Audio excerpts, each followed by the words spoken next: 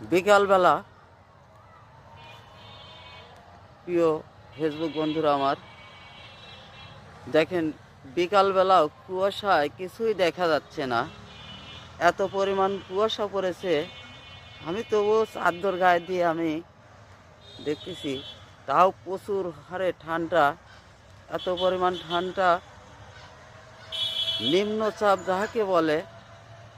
দেখেন কুয়াশার বিকাল, কুয়াশায় দেখেন দেখাই যাচ্ছে না কিছু, এত পরিমাণ কুয়াশা পড়েছে। আর আমরা তো এই ঠান্ডায় সহ্য করতে পারতেছি না। আর মুরব্বী মানুষ, তাদের কি পরিস্থিতি আল্লাহই জানে।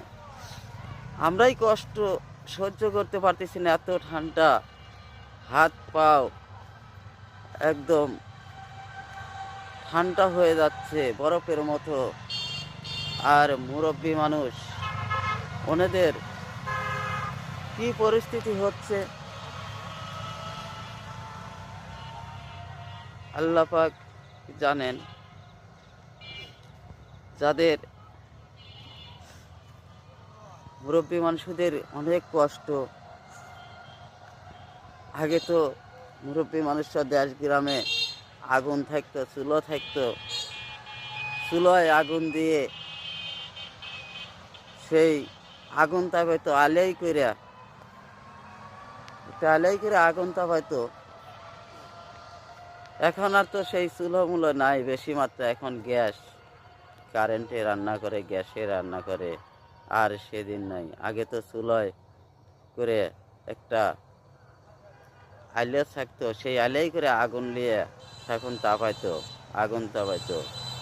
আর সে তো আর এই দিন নাই। এখন মুরব্বীদের কষ্ট শেষ নাই। মুরব্বীরা কাপড়ের তলে করে আইলো দিয়ে, কাপড় দিয়ে আইলো দিছে, আইলো দিয়ে এখন মুরব্বীরা আগুন তাপাইতো।